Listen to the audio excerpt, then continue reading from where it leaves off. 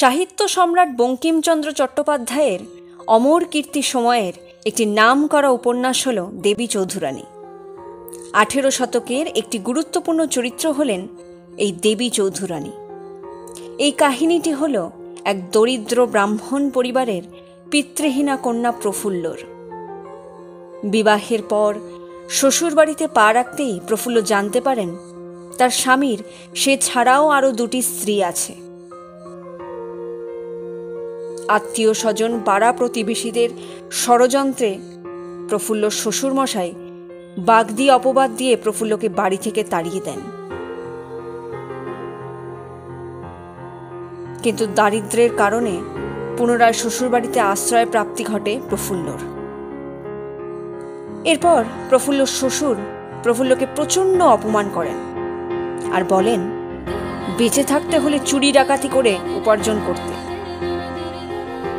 প্রফুল্লর স্বামী এই কথায় প্রতিবাদ জানালে প্রফুল্লর শ্বশুরমশাই প্রফুল্লকে গলা ধাক্কা দিয়ে বাড়ি থেকে বের করে দেন।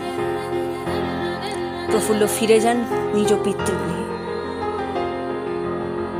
কিছুদিন পর প্রফুল্লর মা মারা যান।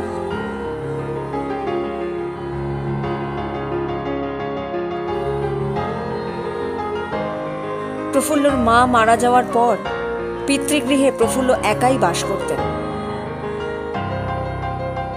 ইতিমধ্যে অপহরণকারীরা প্রফুল্লকে অপহরণ করে নিয়ে যান।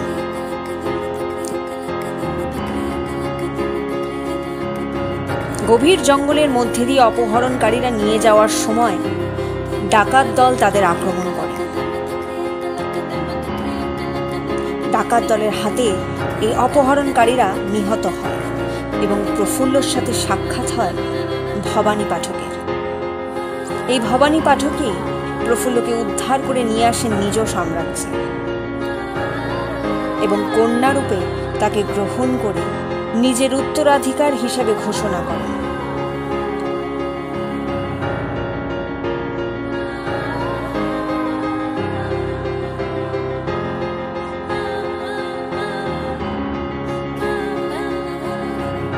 ভবানী ঠাকুরই আস্তে আস্তে প্রফুল্লকে গণিত শিক্ষা, দশমিক শিক্ষা, শাস্ত্র, লাঠি খেলা, কুস্তি ইত্যাদি শিক্ষায় পারদর্শী করে তোলেন এবং গ্রামের সাধারণ মেয়ে প্রফুল্ল হয়ে ওঠেন দেবী চৌধুরানী, ডাকাত দলের রানী।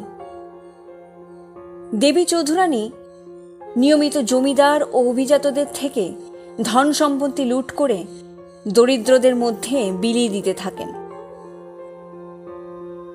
ভাগ্যের পরিহাস, দেবীর শ্বশুর দেবীর কাছ থেকে অর্থ সাহায্য নেন, কিন্তু সেই অর্থ আর তিনি দেবীকে ফিরিয়ে না দিয়ে বরং ইংরেজদের হাতে দেবীকে ধরিয়ে দিতে চান।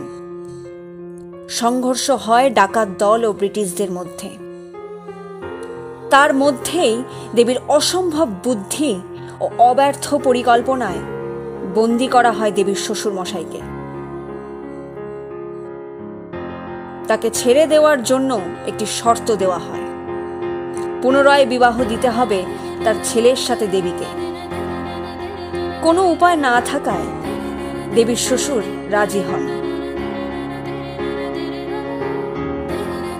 এবং পুনরায় বিবাহ হয় তাদের। দেবী ফিরে যান নিজের শ্বশুর বাড়িতে। সেখান থেকে শুরু হয় তার সংসার জীবনের যাত্রা। সংসারে ফিরে গিয়েও তিনি বন্ধ করেননি দরিদ্রদের সাহায্য করা, বরং তার বুদ্ধিমত্তার জন্য স্ত্রী ফেরে জমিদারি বাড়তে থাকে শ্বশুরবাড়িতে। প্রফুল্ল অর্থাৎ দেবী চৌধুরানী হয়ে ওঠেন প্রজাদের মা।